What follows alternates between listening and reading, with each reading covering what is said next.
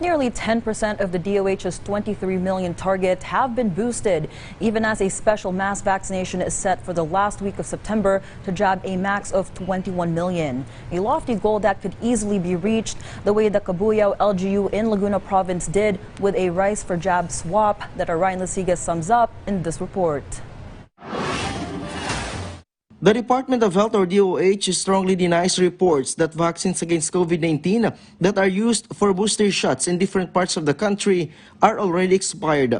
According to DOH officer in charge under Secretary Maria Rosario Vergere, manufacturers give the so-called shelf life to vaccines that are about to expire. This means these vaccines are still safe and effective.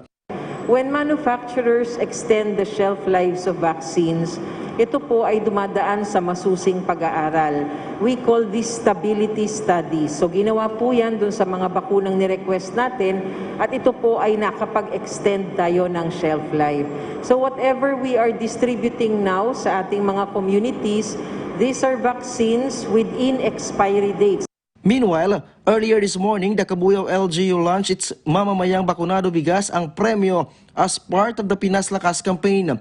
A Cabuyao resident who gets vaccinated will receive 5 kilos of rice as a form of encouragement for residents to get their booster shots. The LGU targets to finish more or less 300,000 individuals with booster shot by the end of the year.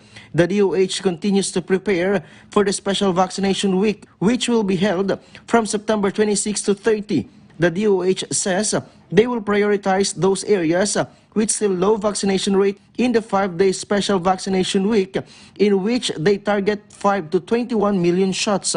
Currently, more than 2.2 million or equivalent to 24% of the 23 million target population under the Pinas Lakas campaign have received the first booster shot.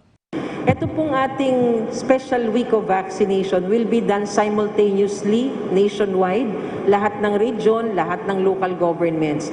So as early as now, we are mobilizing our regional offices and our local governments para matulungan tayo dito.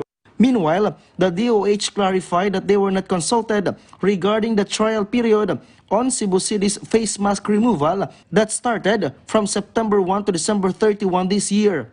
Pag-uusapan po ito ng mga ahensya na kasama natin para magkaroon po tayo ng rekomendasyon sa ating presidente. Remember, IATF is recommendatory to the Office of the President.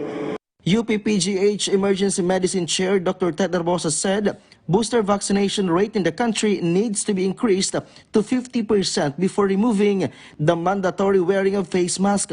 Erbosa added that removal of face mask could result in uptick of cases. Executive Order Number 6, signed by Cebu City Mayor Michael Rama, says that the wearing of face mask in public places in the city is non-obligatory, but it will be lifted immediately if there is an increase in cases of COVID-19 in the area. Ryan Lasigas for The Nation.